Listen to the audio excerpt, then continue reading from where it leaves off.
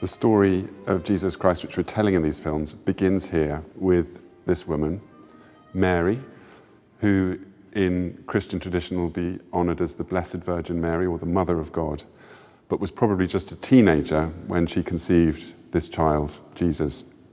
The story of that conception is told in only one of the 4 versions of Jesus' life in the Bible, the Gospel of Luke. And we hear about a very extraordinary event which begins the whole story and begins Mary's transformation from a girl in a very remote province north of Jerusalem into somebody who'll be revered for millennia afterwards.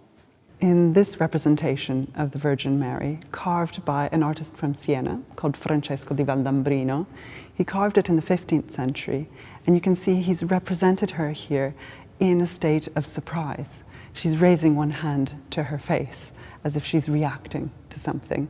We can imagine she's just snapped the book closed that she must have been reading, that she's holding in her left hand. And here we're meant to imagine another figure. And indeed, this sculpture was made as part of a pair. So originally, there would have been another sculpture of the angel Gabriel. And this is the moment where he's announcing to her that she will bear the Son of God.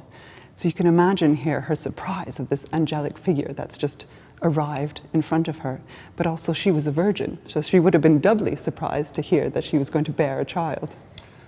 Even though we don't have now the figure of the angel Gabriel, it's almost as though he is present, because she is so expressive in her reaction, isn't she? And it's interesting that angels, whenever they appear in the Bible, often begin with the words "fear not." And I think that's captured here, that this is something she needs to hear as she hears this extraordinary news and is deeply uncertain about how to react to it. And yet, these are, as Christian tradition understands it, tidings of great joy. What's fascinating here is that we're missing the angel Gabriel, but in fact, we as visitors in front of this sculpture almost occupy his position, don't we? More traditionally in the history of art, you expect to see both figures, and indeed that's what we have just over here in this painting. So I think we should have a look at this painting of the Annunciation and see the broader story altogether. Get the angel into the picture.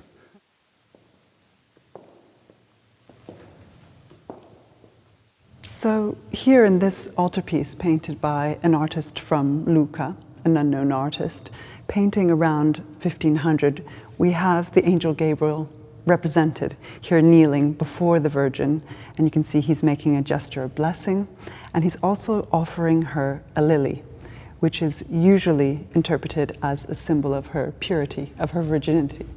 And the book which was closed in the sculpture we just saw is here open. And in many depictions of this moment, the Virgin is shown reading a very specific text, which is a text from the Hebrew Bible, what Christians call the Old Testament, from the prophet Isaiah. And the text promises that a young woman shall conceive and bear a son. And of course, Christians read this as a prophecy or a prediction of the moment of what they call the Incarnation, which is from the Latin for enfleshment. And the text goes on to say the name of this child will be Emmanuel, which in Hebrew means God with us. So what we have here is a moment in Christian tradition, which is God assuming the greatest intimacy, the greatest being with us that's imaginable. That's to say, entering a woman's womb and taking full humanity to himself. This is essentially the pre-life of Jesus, isn't it? And the way this artist has represented that moment of the Incarnation, as you describe it, is in these angelic figures you can just make out in the clouds. They are sending this beam of light down to the Virgin Mary, and there's a little dove there, just visible, a symbol of the Holy Spirit, which is about to land on her and fill her. The descent of the dove as the Holy Spirit is representing another aspect of the divine presence in this painting. The Father sends the Spirit is also divine in Christian belief, and the Son in Mary's womb is also divine. These are the 3 persons of the Trinity. And the Holy Spirit, which is also a manifestation of God's presence and activity in this painting, descending on the Virgin anticipates another time we'll see the dove descend, which is in our next film, and that's the dove descending on her son when he's a fully grown man at the moment of his baptism.